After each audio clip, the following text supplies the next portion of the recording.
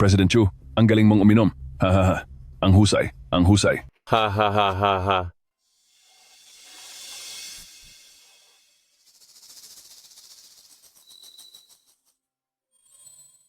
Hoy, President Chu, ang ikakatagumpay ng partnership nating ito ay nakasalalay sa pag-ubos mo ng basong ito. President Chen, hindi ko na talaga kayang uminom.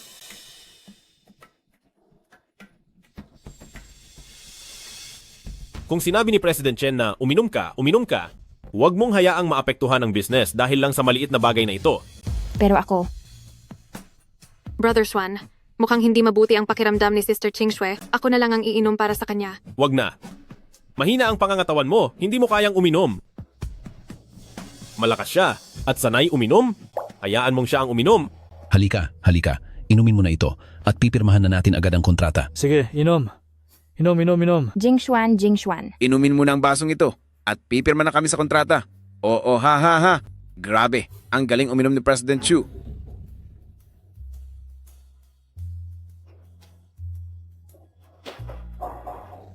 Brother Juan, nahihilo po ako.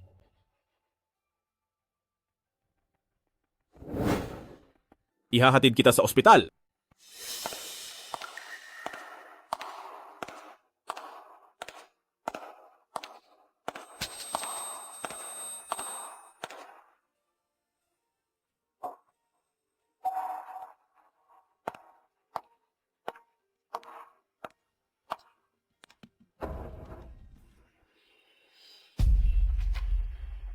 May allergy ka sa alcohol pero uminom ka pa rin ng marami? Nauwi na tuloy ito sa ulcer.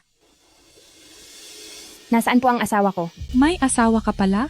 Bakit hinayaan kanyang mag-isang uminom sa labas? Kung hindi dahil sa nakakita sa'yo na hinimatay at nagdala sa'yo rito sa ospital, baka mapahamak ka na. Bilisan mo at tawagan mo ang asawa mo, pariyahin mo siya rito sa ospital.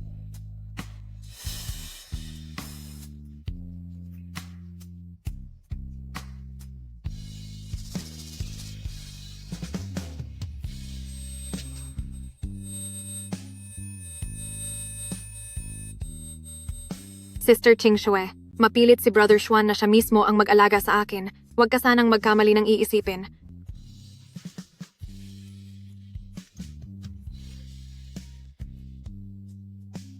Lasing si Euro? Kailangang alagaan ko siya. Ipapatigil ko muna ang pagkuha natin ng marriage certificate bukas.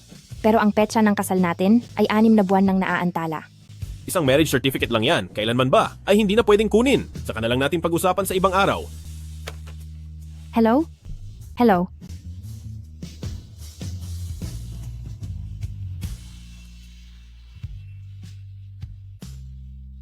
Walong taon na kaming magkarelasyon at ito na ang pang Fujing Xuan.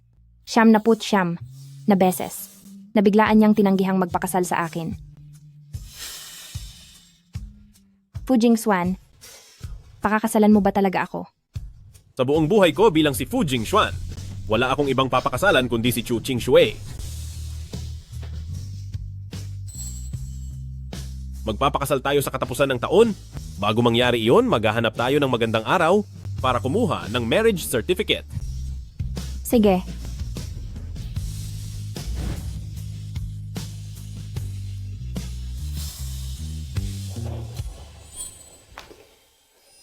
Fujing Xuan.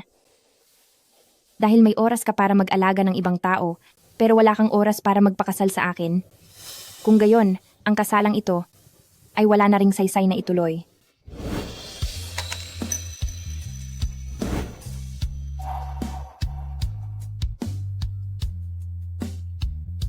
Pa, sumasang-ayon na po akong makipag-ugnayan sa pamilya ng The Gu family para sa pakikipag-alyansa kay Gu Yanchen.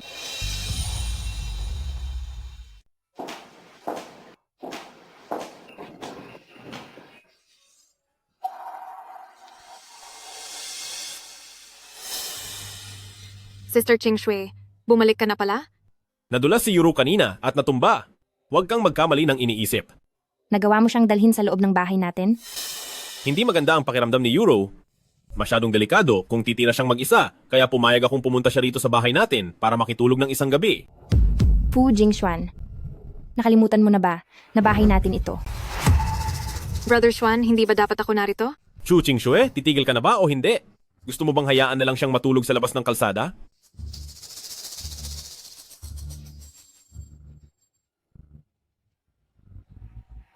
Welcome sa munti nating pugad.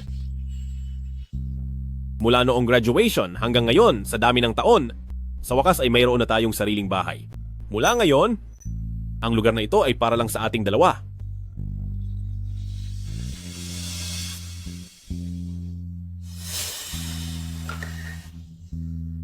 Papatuloyin ko siya sa kwarto para sa bisita.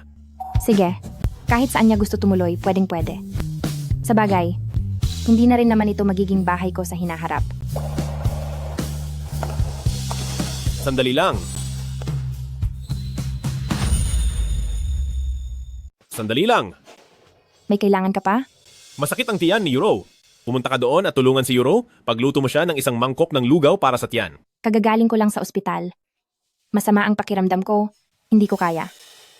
Brother Xuan, galit ba sa akin si Sister Qingxue? Chu Qingxue, kung ayaw mong gawin ay sabihin mo lang. Huwag ka nang gumamit ng ganyang klaseng dahilan. Alam mo ba na, muntik na ako dahil sa alcohol allergy ko. Alcohol allergy. Kulang lang sa pag-ensayo ang alcohol allergy. Masasanay ka rin kung uminom ka pa ng marami. Nagtatampo ka lang naman dahil sa pag-antala ko sa pagkuha natin ng marriage certificate at ngayon ay nagwawala ka sa akin? Marriage certificate lang naman yan, di ba? Pwede naman nating kunin kahit kailan. Huwag mo na itong gawing malaking issue at huwag mo na akong suyuin sa pagiging mareklamo. Limitado lang ang pasensya ko. Sige, Ay, Brother Xuan, medyo masama pa rin ang pakiramdam ko. Aalalayan kita papunta sa kwarto.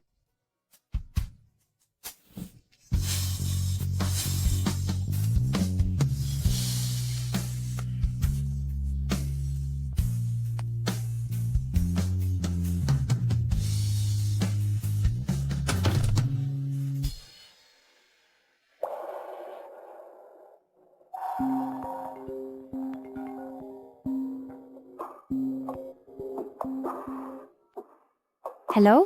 Miss Chu, ako ito si Gu Yanchen. Tungkol sa pagpapakasal natin, napag-isipan mo na ba ito ng mabuti? Bukas, lilipad na ako patungong Hong Kong para makapagpakasal at makuha ang marriage certificate kasama ka.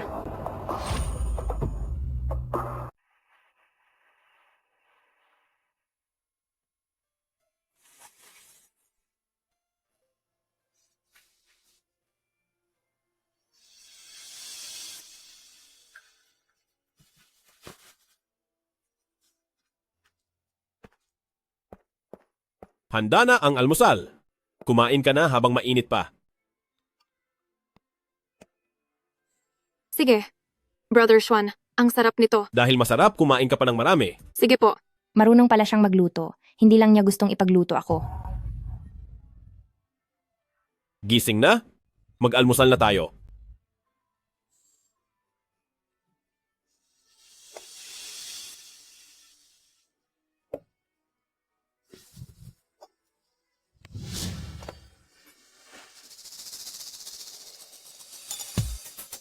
Sister Qingxue, naiinggit talaga ako sa iyo.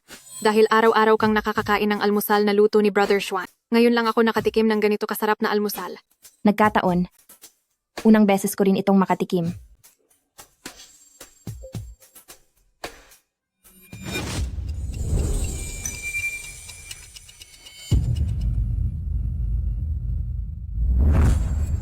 Sister Qingxue, natakot kasi ako kagabi, kaya pinilit kong samahan ako ni Brother Xuan.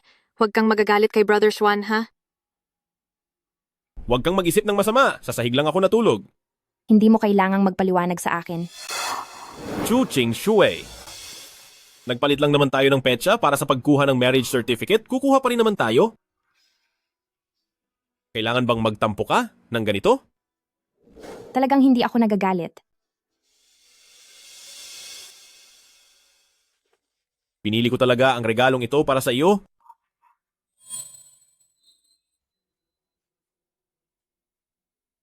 Pagkatapos mong tanggapin ang regalo, dapat ay wala ka ng galit, di ba? Mukhang nakalimutan na niya na ito na ang ikatlong beses na binigyan niya ako ng eksaktong parehong bagay. Naantala lang naman ang petsa ng marriage certificate, ngunit tuloy pa rin ang kasal bukas ayon sa plano. Napadala na ang mga imbitasyon at ang mga inimbitahan ay mahahalagang kliyente. Napakahalaga nito para sa kumpanya. Huwag ka nang magpabebe.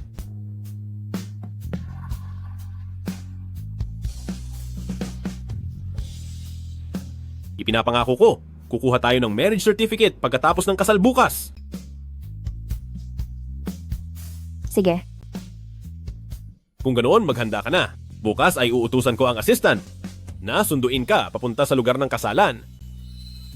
talagang paghahandaan ko ng mabuti ang kasal ko. Nagsimula na ang paghahanda para sa kasal? Ipinag-book kita sa isang wedding gown shop?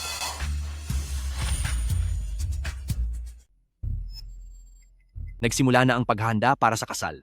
Ipinagreserba kita sa isang shop ng wedding gown. Pumili ka lang ng anumang gown doon na gusto mo. Pumunta ka para makapili ng isang gown na magugustuhan mo. Ayos ba? Sige, Sino ang nag-message? tungkol lang sa trabaho. Kailangan ko munang lumabas para sa isang mahalagang bagay. Itigil nyo na ang pagkain nyo. Sandali, saan ka pupunta? Pupunta lang ako sa mall para mamili. Ihahatid na kita. Sakto namang ihahatid ko rin si Europa uwi. Salamat, Brother Xuan.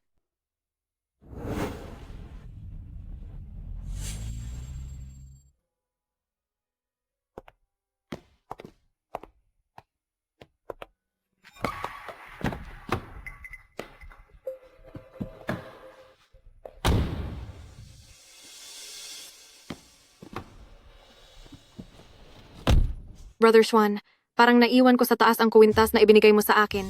Kuwintas lang yon. Ibibili na lang kita ng bago mamaya. Hindi pwede. Unang regalo mo iyon sa akin. Gusto ko na lagi itong suot.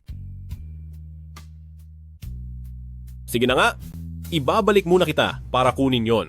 Sige po. Mag-taxi ka na lang papuntang mall. Kunin mo itong card. Bumili ka ng kahit anong gusto mo.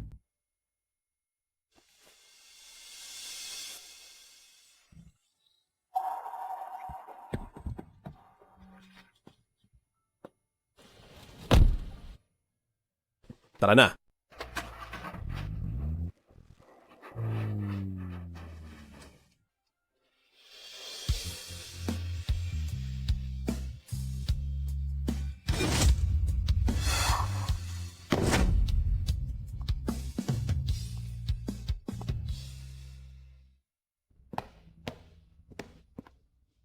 Magandang araw po.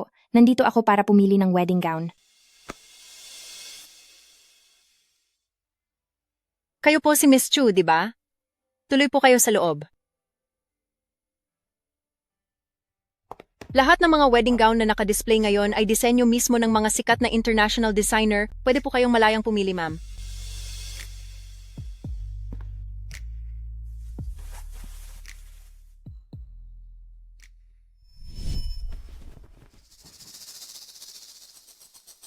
Jing Xuan, Po? bago pa lang ang kumpanya natin, marami pa tayong kailangang pagkagastusan sa hinaharap. Itong mga ito, itago mo muna.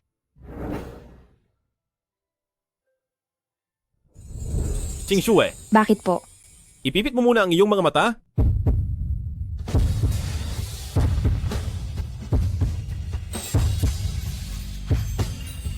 Sige, idilat mo na.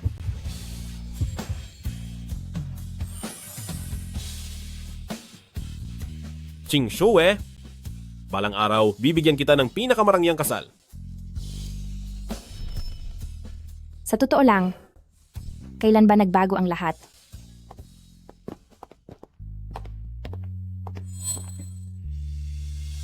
Ching Shue?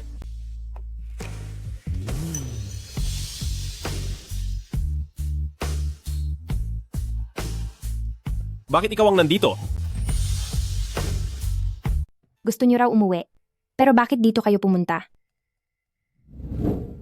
Kasi gusto ko na si Brother Xuan ang samahan ako sa pag-shopping, ate. Huwag ka na pong magalit. Sabi ni Yuro, gusto niya raw bumili ng 2 set ng damit para sa iyo. Kaya sinamahan ko siya. Walang anuman. Andito si ate para mamili ng wedding gown. Kung gayon, hayaan ko na lang si Brother Xuan na sumama sa iyo. Inayos ko na ang lahat para sa kasal. At nakapili na rin ako ng wedding gown. Suotin mo na lang kung ano man ang pinili ko sa halip na mag-aksaya ng oras dito. Mas mabuting bumalik na lang sa kumpanya para magtrabaho.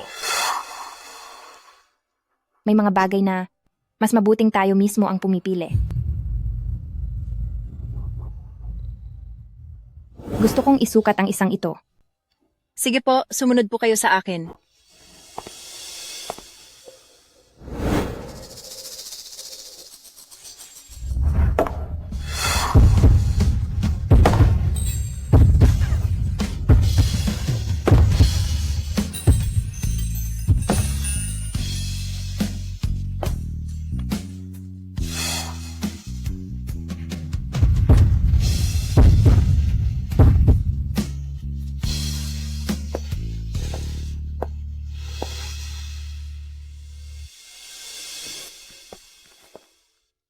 Bakit hindi maiakyat ang zipper na ito?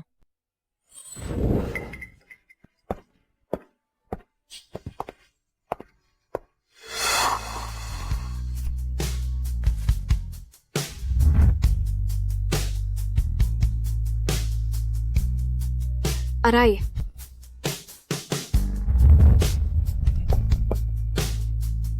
Euro? Anong nangyari sa iyo? hindi ko alam. Bigla na lang sumakit ang tiyan ko. Tara, dadalhin kita sa ospital.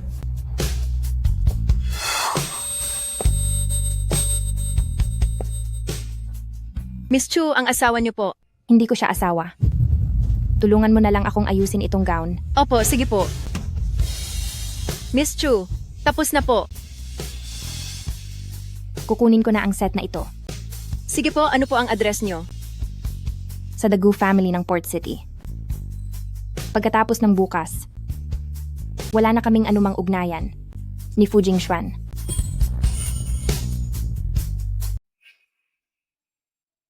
Ate Chu, mayroon pong padala para sa inyo.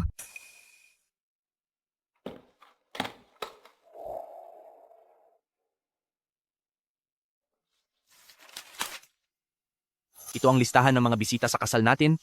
Ikaw ang magdesisyon kung sino ang gusto mong imbitahan para sumaksi. Ang lahat ng tungkol sa kasal ay ihahanda ayon sa iyong kagustuhan.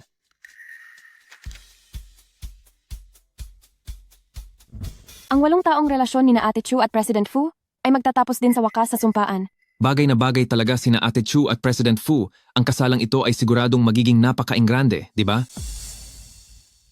Ang kasal ko ay talagang magiging napaka-ingrande.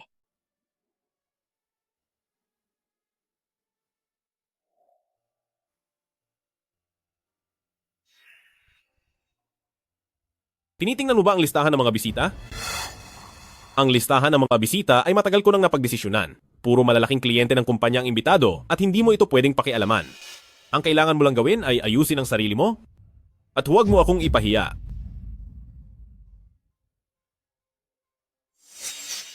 Gawin mo na ito ng maayos. Kailangan ko na yan. Humanap ka na lang ng iba. Magre-resign na ako. Anong sabi mo? Ano na naman ba ang drama mo? Hindi lang kita pinayagan na baguhin ang listahan ng mga bisita tapos maglalayas ka na agad sa trabaho? Ito ang resignation letter ko. Pakipirmahan na ito, President Fu.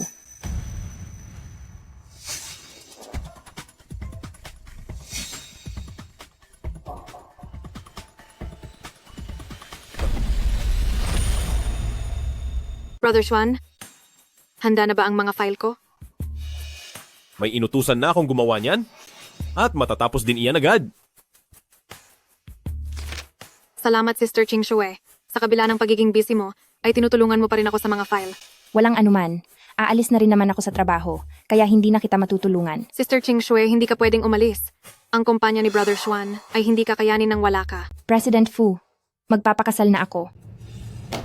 Ayaw ko nang magtrabaho sa labas. Magtatrabaho ka sa sarili nating kumpanya at tatawagin mo yung pagtatrabaho sa labas? Bakit? Gusto mo bang pagkatapos nating magpakasal ay maging hamak na may bahay ka na lang? President Fu, pirmahan mo na ito. Dahil mapilit kang umalis, ibigay mo ang lahat ng iyong trabaho at ituro mo lahat kay Euro mula ngayon. Wala nang kinalaman ng Maxway Group sa iyo.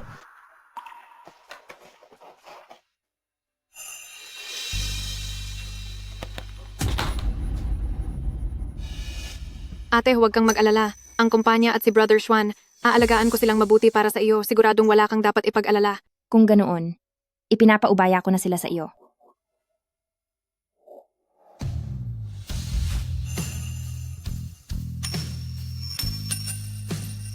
Ngayong umalis ka na sa trabaho, umuwi ka na at paghandaan mong mabuti ang kasal natin. Ang mga dadalo bukas ay pawang mga respetado at sikat na tao. Huwag mo akong bibiguin.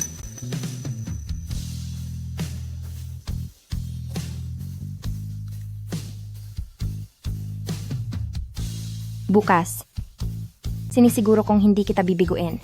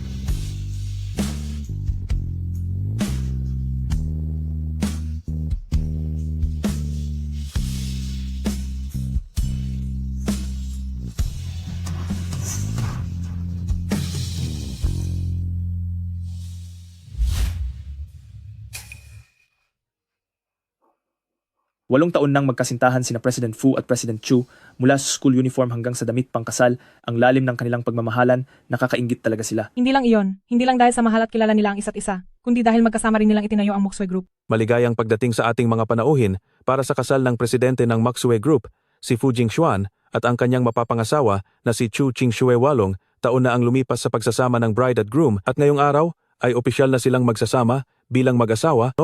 Hubungin natin ang masigabong palakpakan si Chu Qingxue paakyat ng entablado.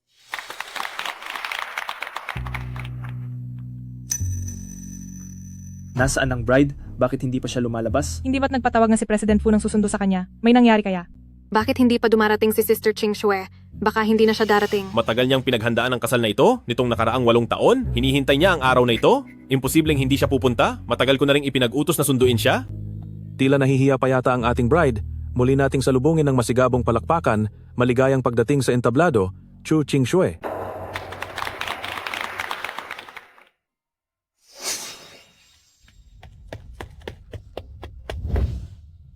President Fu. Nasaan si Chu Qingxue? Puntahan niyo siya agad at papuntahin dito. Si President Chu, siya po ay...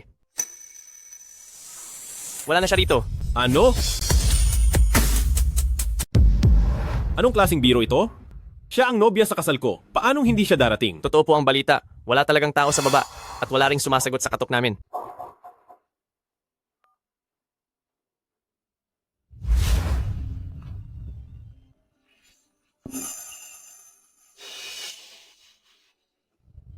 Ang numerong inyong tinatawagan ay pansamantalang. May gana pa siyang hindi sagutin ang tawag ko? Ano kaya ang nangyayari?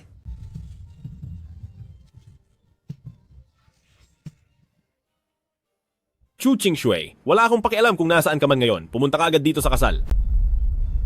Baka hindi na nga talaga darating si Miss Chu. Brother Swan, kung ayaw naman pakasal ni Sister Qingxue sa iyo, bakit hindi na lang tayo? Tumahimik ka. Sino ka ba sa akala mo? Hindi mo man lang mapapantayan si Qingxue.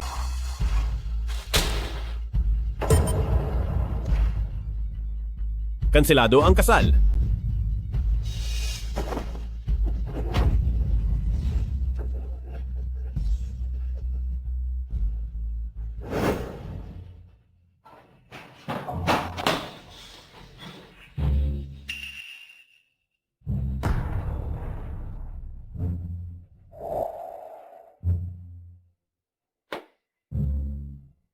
Chu Qingxue, alam kong nahandyan ka sa loob. Lumabas ka na riyan ngayon din.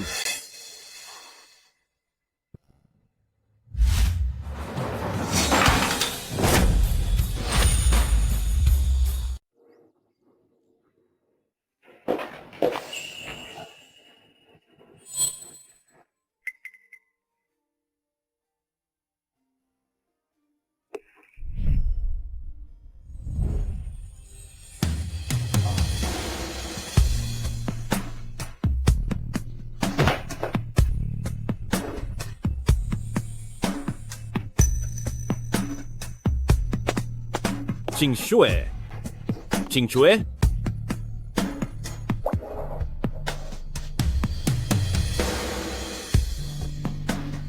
Ching Shue, nasaan ka ba talaga?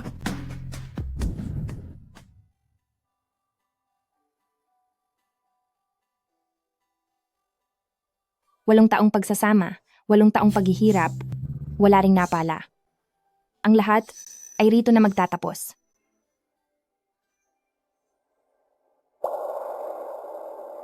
Fu Jingxuan, maghiwalay na tayo.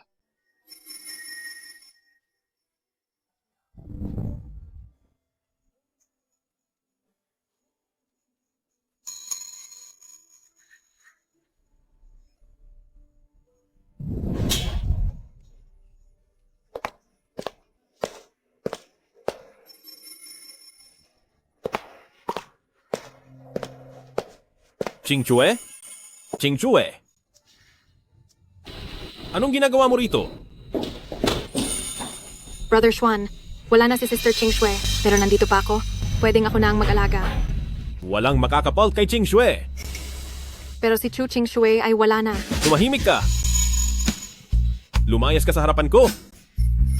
Alis!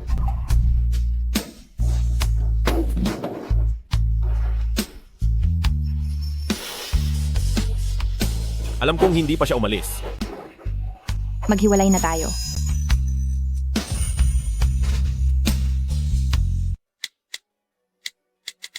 Bakit mo ako gustong hiwalayan?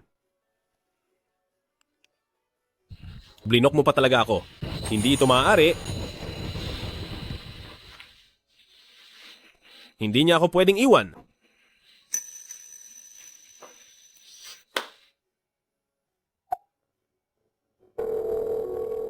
Gamitin niyo ang lahat ng koneksyon at yaman para mag-imbestiga. Alamin niyo kung nasaan siya.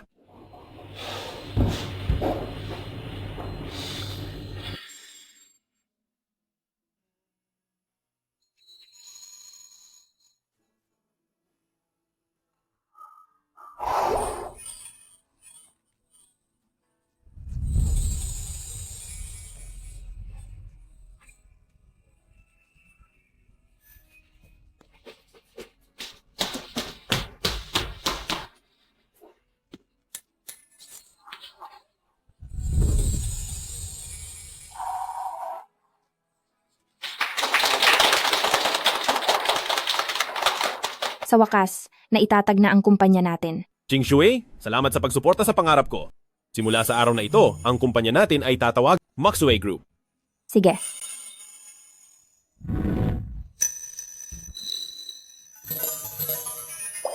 Nangangako ako sa iyo. Mula ngayon ay ikaw lang ang mamahalin ko. Papayag ka bang pakasalan ako? Pakasalan mo siya.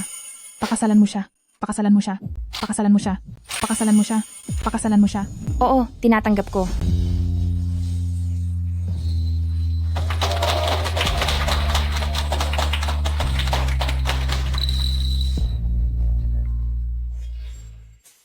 Ching Shue, hindi ako naniniwalang iiwan mo ako. President Fu, nahanap na namin. Bumili si Miss Chu ng tiket sa eroplano para sa alas 5 papuntang Hong Kong. Papakasal na po siya sa ibang tao. Ano?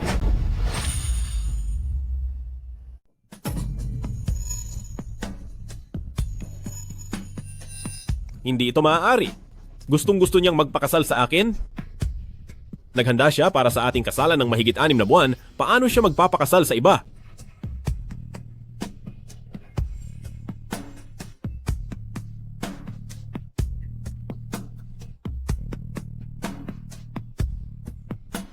Ang ilang bagay sa buhay, mas mabuting ikaw mismo ang pumili. President Fu, magpapakasal na ako at hindi ko na gustong magpakita pa sa publiko. Ching Shue, hindi kita hahayaang magpakasal sa iba.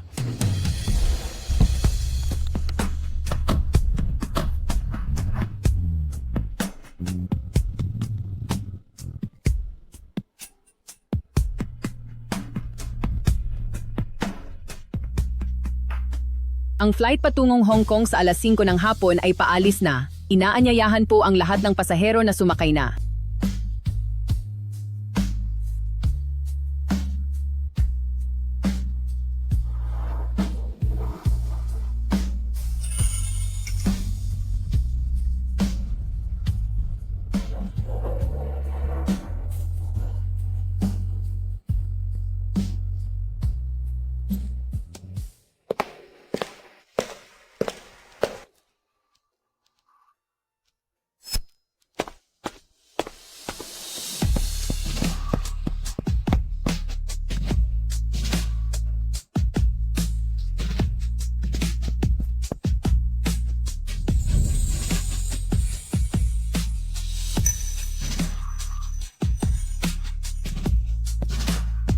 Chingshu.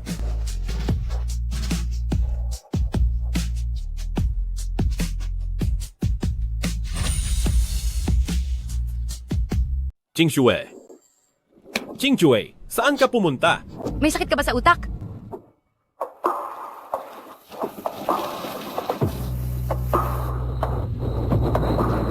Umalis na talaga siya.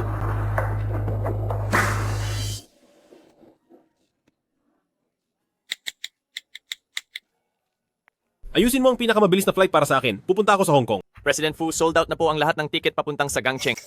Paano naman ang ticket sa barko? Wala na ring ticket sa barko. Wala kang kwenta. Hindi maaari. Kailangan ko siyang harapin at magpaliwanag sa kanya.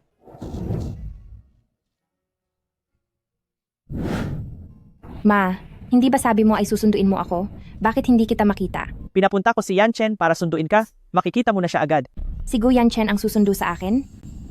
Pero hindi ko pa siya nakikita kailanman. Huwag kang mag-alala. Siguradong kilala mo ang batang iyon. Ma? Hello? Qingxue?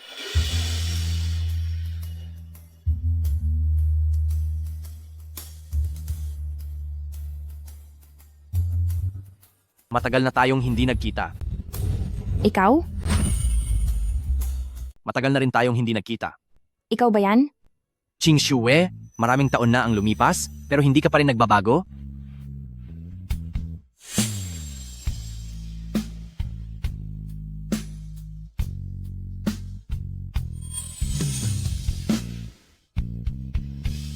Sa'yo na tong singsing. Tanda ito na poprotektahan kita habang buhay at aalagaan kita ng mabuti. Yay! Sige!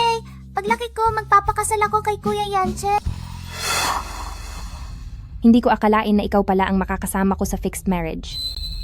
Siguro ay nakatadhana talaga ito. Tara na, matagal ka na rin gustong makita ni Mama.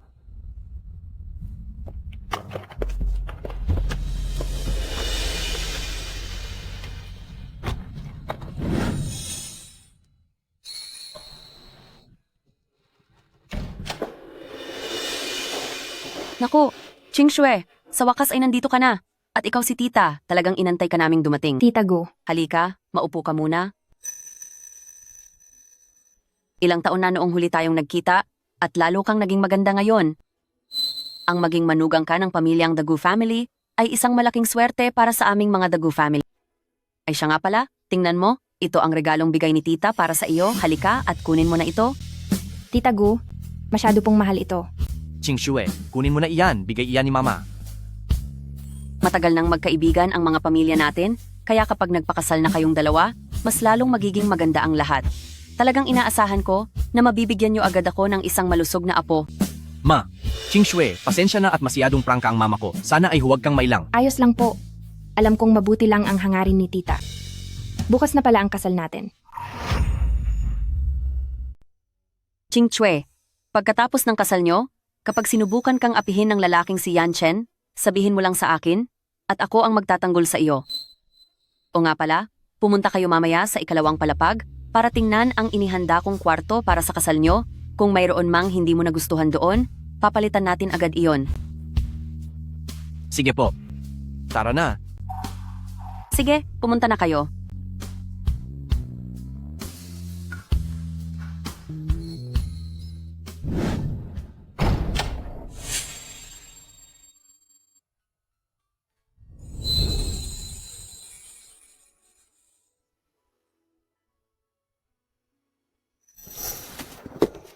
Tingnan mo, kung may gusto ka pang baguhin. Ayos na ang lahat. Nagustuhan ko ito. Mabuti naman, dahil ang lahat ng ito ay inihanda ayon sa mga gusto mo.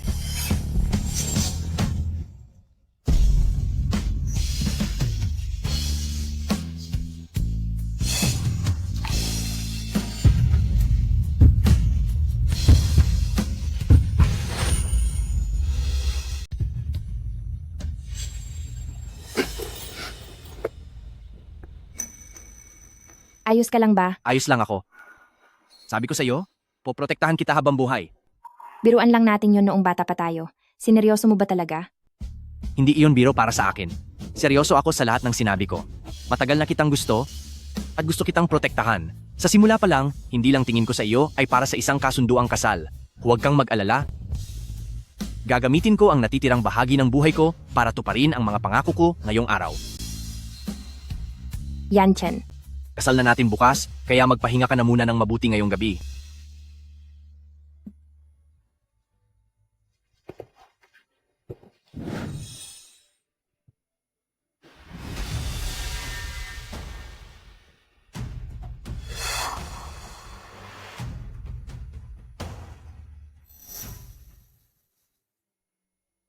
anong tingin mo sa pangkasal na damit na ito? Napakaganda. Para sa akin, ikaw ang palaging pinakamaganda.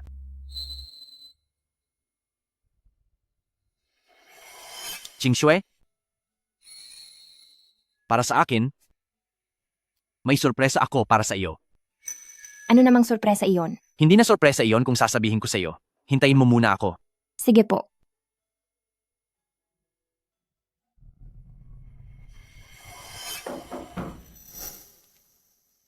Bakit ang bilis mo yatang nakabalik? Nandyan na.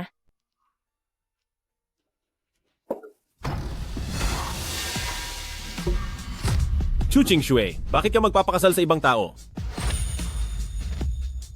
Anong pakialam mo kung sino ang papakasalan ko? Anong ibig mong sabihin walang pakialam? Ikaw kaya ang fiancé ko? Fu Jingxuan. Tapos na tayo. Qingxue? Umuwi ka lang kasama ko ngayon. Pupunta tayo agad sa munisipyo para magpakasal. Kahit anong wedding gown o singsing, ikaw ang pipili. Kahit sino ang gusto mong imbitahin sa kasal, iimbitahan natin. At pagkatapos ng kasal, sa honeymoon man o kahit ano pa, susunod ako sa lahat ng gusto mo. At pagkatapos? Nagmamakaawa na ako sa'yo? Ano pa ba ang gusto mo? Fu Jingxuan, hindi mo ba talaga makita ang realidad? Formal ko itong sasabihin sa'yo. Hiwalay na tayo. 8 taon tayong magkasama. Bakit mo ako idedesisyonan mag-isa sa pakikipaghiwalay? Hindi ako pumapayag. Hindi ko kailangan ng permiso mo. Magpapakasal na ako kay Gu Yanchen sa lalong madaling panahon. Kaya rumespeto ka naman. Huwag mong isiping hindi ko alam. Wala naman talaga kayong pagmamahal ni Gu Yanchen sa isa't isa. Nagpapakasal ka lang sa kanya dahil iniinis mo lang ako? Sumama ka lang sa akin ng maayos pa uwi. Itutuloy pa rin natin ang lahat. Uuwi? Dito ang bahay ko. Hindi ako sasama sa'yo. Hindi pwede.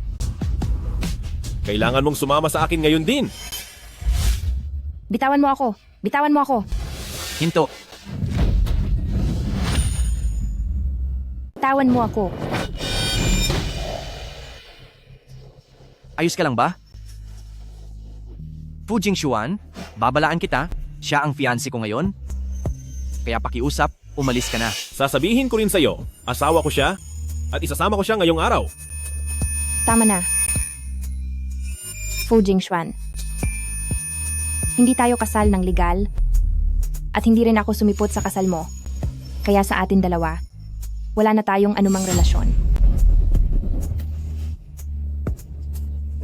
Qingxue. Qingxue? Qingxue? Alam kong hanggang ngayon ay nagtatampo ka pa rin sa akin. Pero basta't sumama ka lang sa akin pabalik. Gagawin ko ang lahat para sa iyo, maaari ba? Pakiusap, umalis ka na. Huwag mo nang guluhin ang buhay ko. Kapag hindi ka sumama sa akin, hindi ako aalis dito. Fu Jingxuan, hindi ba't gusto mo naman si Ye Yuro? Pinalalaya na kita. Hindi ba't ito ang gusto mo? Sekretarya ko lang siya at wala kaming anumang relasyon. Handa akong sumumpa na wala akong nagawang anuman na magtataksil sa iyo. Tatawagan ko siya ngayon para ipaliwanag niya sa iyo ang lahat. Hello? Brother Xuan, desidido ka na bang pakasalan ako? Kailan ko sinabi na papakasalan kita? Brother Xuan, malinaw mo itong sinabi dati. Manahimik ka. Fu Jingxuan, ito ba ang sinasabi mo paulit-ulit na?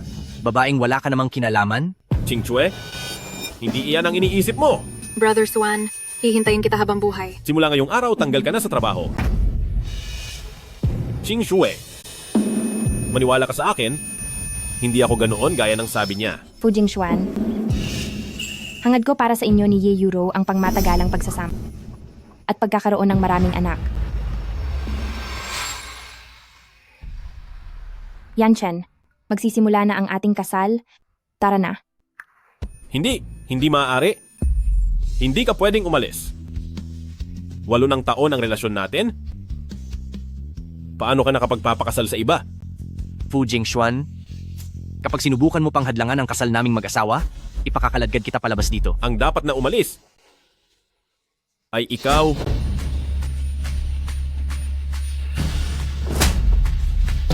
Fu Jingxuan, nawawala ka na sa sarili mo. Hindi ka pa ba talaga titigil? Sinampal mo ako? At talaga namang ginawa mo yan para sa ibang lalaki. Sa harap ko mismo, sinasaktan mo ang mapapangasawa ko. Akala mo ba talaga hindi ako magagalit? Kasunduan lang naman ang sa inyo, tayo ang tunay na nagmamahalan. Fu Jingxuan, paulit-ulit mong sinasabi na mahal mo si Qing Xue, pero anong nangyari? Ano ba itong mga ginagawa mo? Sa lahat ng pagkakataon, sinasaktan mo lang siya. Kung talagang mahal mo siya, layuan mo siya. Qing Xue. Fu Jingxuan, tapos na ang lahat sa ating dalawa. Tumabi ka.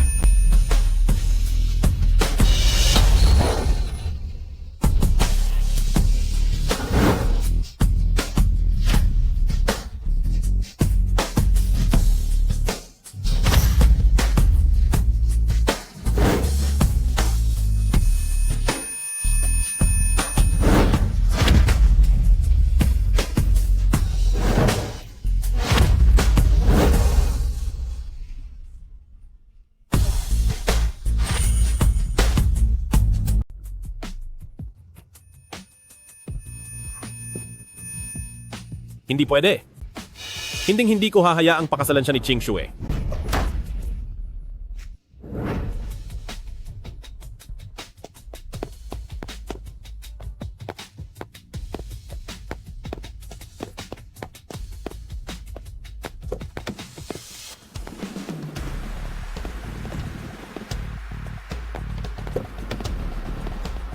Qing Xue. Qing Xue. Qing Xue.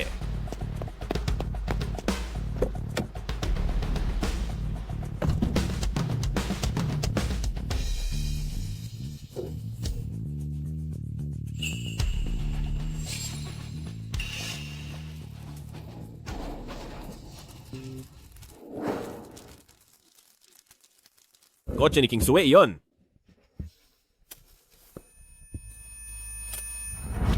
Mura atros. Munduro kayo. Lahat kayo umurong, lahat kayo.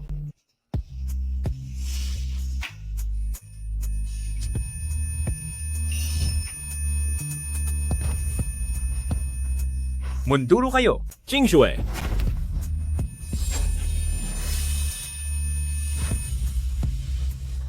Qing Xue.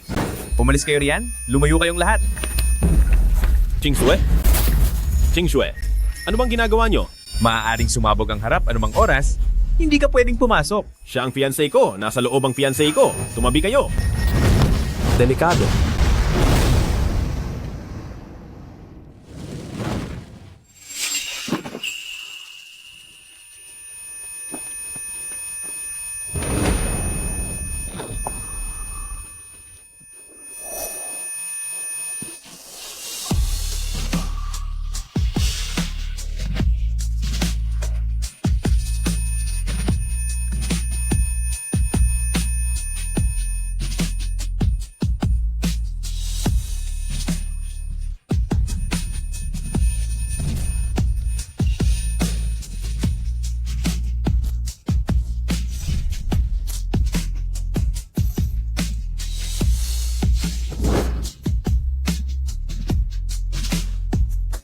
Qing Xue. Patawad.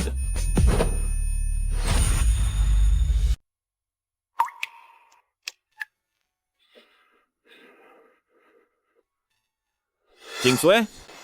Qing Xue? Qing Xue. President Fu, sa wakas ay gising ka na. Isang araw at isang gabi ka nang nawalan ng malay.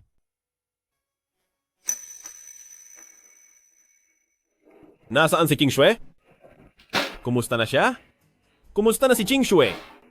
Noong dumating ako, si President Chu ay wala na. Hindi maaari. Hindi siya pwedeng mawala.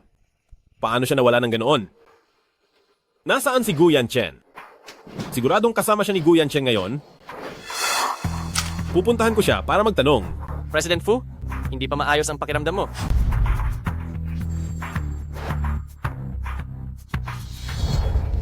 Ching Shue. Nasaan si Ching Shue? Hindi siya nawala, di ba? Hindi siya nawala, di ba? Si Ching Shue ay wala na. Huwag mo na siyang gambalain, pwede ba?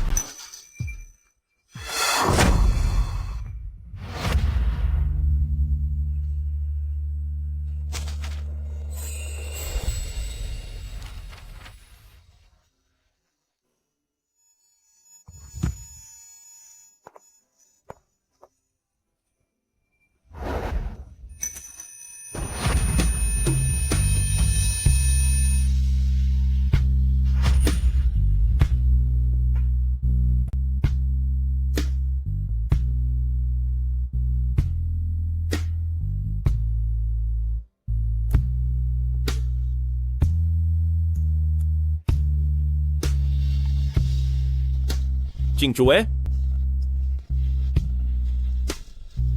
Ako ang may kasalanan sa nangyari sa iyo. Nangako ka sa akin na hindi mo ako iiwan. Ching Shue, patawarin mo ako.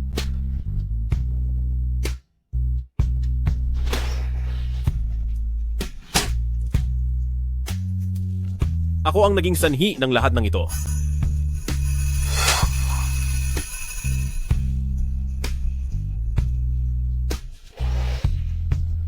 Ching Shue, nagsusumamo ako sa iyo?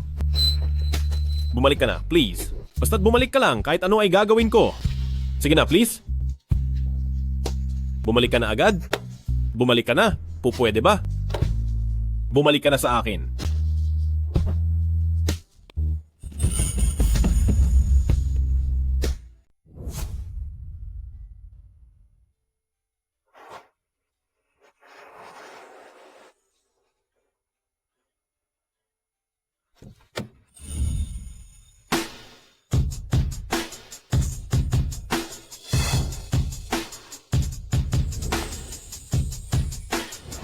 Hubby, Wife, welcome home.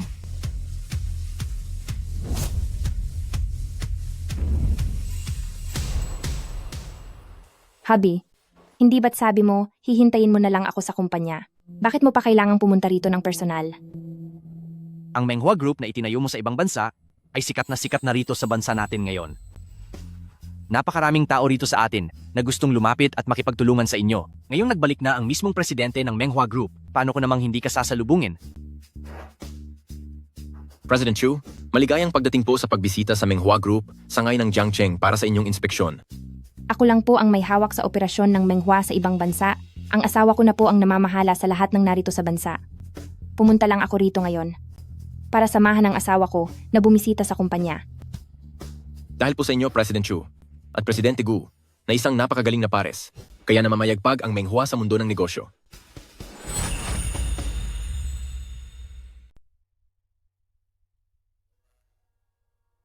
President Fu, uuwi na po ng bansa ngayon si Binibining Menghua Group Tina at nag-imbita siya ng iba't ibang kumpanya para sa isang pagtitipon.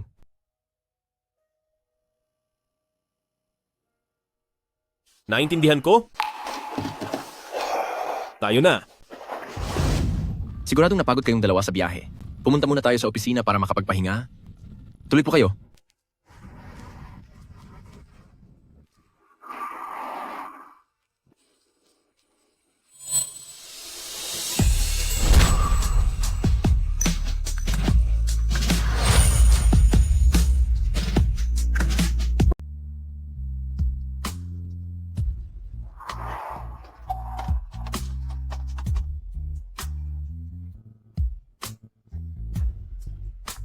President Fu, dumating na si Menghua Group.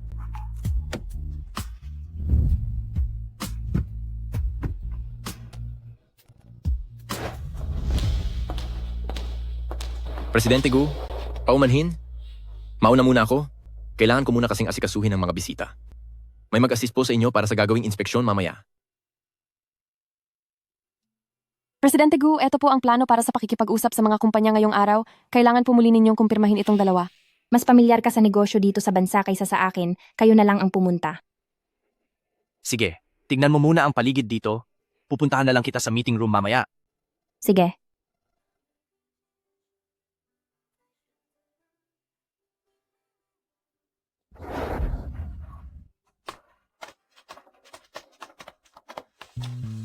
Kami ang mga kinatawan ng Maxway Group. Hinahanap namin si Manager Chen. Kasalukuyan pong may ginagawa si Manager Chen. Maaari po muna kayong maghintay sa meeting room.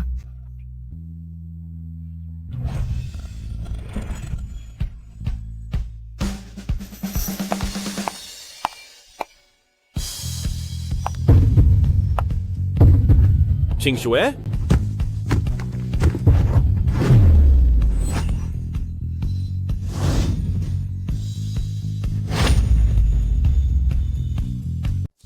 Ching Shue, ikaw nga talaga. Miss na talaga kita. Pakiusap, wag mo na akong iiwan muli.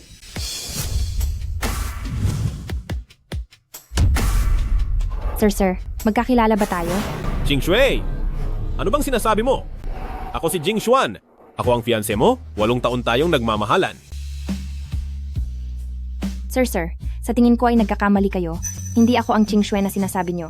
Ikaw ang aking Ching Shue. Ching Shue, nitong nakaraang 5 taon, araw-araw kitang iniisip. Alam ko na talagang nagkamali ako.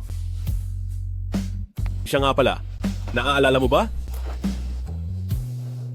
Ito ang singsing na pinili natin para sa ating kasal noon. Daladala ko ito araw-araw, umaasa na sana ay muli kitang makita. Sir, nakikita ko na ang babaeng tinatawag nyo na Ching Shue ay mahal na mahal nyo talaga. Pero nagkakamali talaga kayo ng kinakausap. Alam kong marami akong nagawang mga pagkakamali sa iyo. Saktan mo ako, murahin mo ako, kahit ano pa ay ayos lang. Bumalik ka lang. Basta hayaan mo lang akong mamuhay nang kasama ka ng maayos. Ching Shue. King Shue? Hindi mo ba talaga ako nakikilala? Hindi mo na ba talaga ako nakikilala? Ano po ang nangyayari dito? Manager Chen. Tila nalilito po. Ang ginuong ito at napagkamalan ako. Kilala mo ba siya? Ito ang tamang pagkakataon para magpakilala. Siya po si President Fu ng Maxway Group na si Fu Jingxuan. Nagkataon pong may usapan kami sa kumpanya ngayon para sa negosasyon. President Fu, siya po ang aming CEO sa Menghua Group at ang tagapagtatag na si Miss Tina. Ngayon lang po siya nakabalik sa bansa. Kumusta po kayo, President Fu? Ako nga pala si Tina. Posible bang hindi talaga siya si Ching Shue?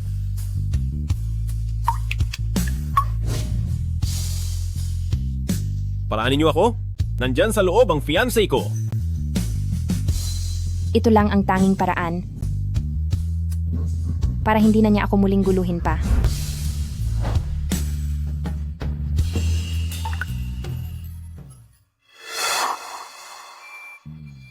President Fu, dito po tayo.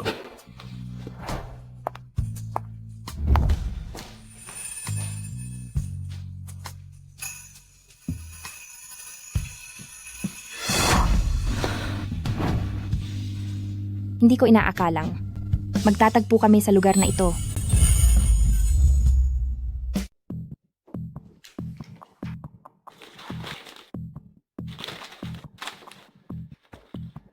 Sir President Fu, pagkabalik niyo po rito ay agad niyo pinapaimbestigahan ang background ng Menghua Group? Mayroon po ba sa kumpanyang ito ang may problema? Walang problema sa kumpanya.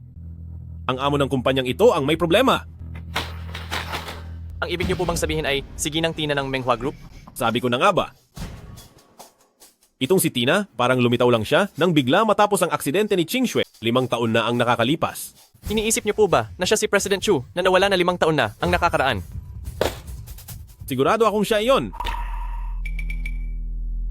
Sige, gumamit ka ng ibang pangalan at yayain siyang makipagkita. Masusunod po.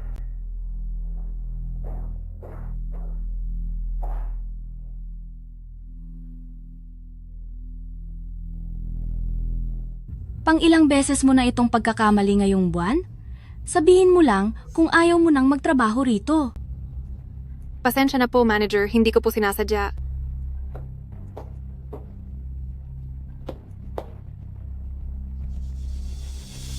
Si Ching Shui. Buhay siya.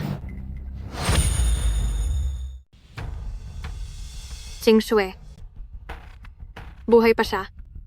Yeyuro, bakit ka tulala riyan?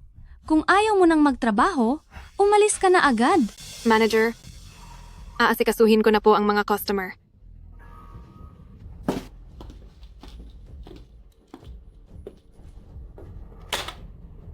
Chu Ching Shui. Miss, kakilala ba kita? Chu Ching Shui. Hinding-hindi kita makakalimutan kahit kailan. Kung hindi dahil sa iyo, hindi ako iiwan ni Brother Xuan. Bakit niya ako pinabayaan? Naging ganito ang buhay ko ngayon? Dahil lahat ito sa ginawa mo? Yeyuro. Kung ano man ang kinalabasan ng buhay mo ngayon, ito ang karma mo sa pagiging kabit. Wala akong kinalaman diyan. Ikaw, 5 taon ka nang wala? Bakit bigla ka na lang bumalik dito sa Jiangcheng? Siguro hindi ka pa rin nakaka-move on kay Kuya Jingshuan? Kinakausap kita. Tigil. Tumigil ka! Brother Xuan, alam ko, babalikan mo ako. Ching Shui. Ayos ka lang ba? Ching Shui, alam kong ikaw yan. Narinig ko ang lahat kanina, alam kong ikaw yan. Chu Ching Shui. Itago mo na iyang pag-arte mo. 5 taon na ang nakakalipas. Nang natapos na tayo. Ching Shui, alam kong marami akong nagawang kasalanan sa iyo. Alam kong mali ako. Simula nang mawala ka noong nakaraang 5 taon, wala ni isang araw na hindi ako nagsisisi. Ching Shui, alam kong marami akong pagkakamali. Sa inaharap, sisiguraduhin kong babawi ako sa iyo. Itong 5 taon na nahuling pag-aalok ng kasal ay sapat na para ipakita ang aking paninindigan. Bilang patunay ng katapatan ko, pumapayag ka bang magpakasal sa akin?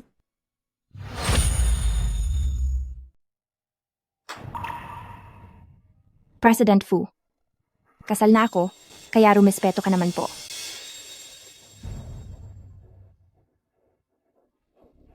Ching Chu, bumalik ka na, please. Basta handa kang bumalik sa akin, gagawin ko ang lahat. President Fu, importante ang oras ko, trabaho lang ang pag-uusapan natin, huwag mong isali ang personal na buhay. President Fu, rumespeto ka naman po. Fu Jingshuan, hindi ko akalain na ang isang tanyag na CEO ng Maxue Group ay babagsak sa ganitong sitwasyon. Tumahimik ka. Kung talagang mahal mo siya, paano sana ako nagkaroon ng pagkakataong lumapit sa iyo?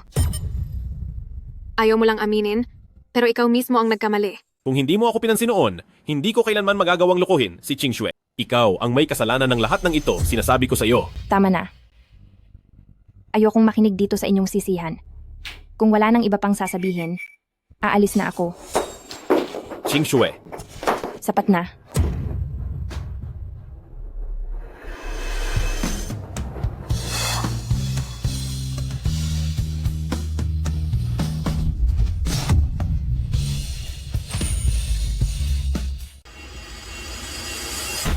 Yeyuro, nababaliw ka na ba?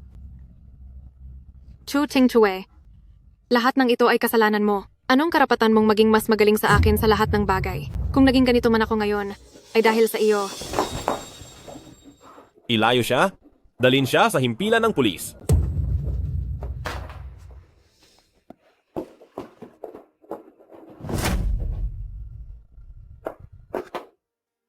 Fu Jingshuan. Ayos ka lang ba? Ching Shui. Patawarin mo na ako. Pakiusap? Fu Jingshuan. Lubos akong nagpapasalamat sa pagligtas mo sa buhay ko. Pero ibang usapan na ito. Wala nang pag-asa sa ating dalawa.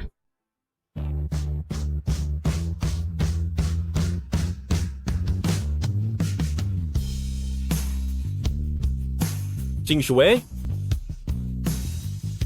Paano kung 5 taon na ang nakakalipas ay nagpakasal na tayo? Magiging iba kaya ang lahat? Sa mundong ito, walang puwang ang mga paano. Fu Jingshuan, hindi na tayo muling magkikita. Bakit bigla kang napadalaw? Nag-aalala ako sa iyo at sa bata. Huwag kang mag-alala. Ayos lang kaming dalawa ng anak ko.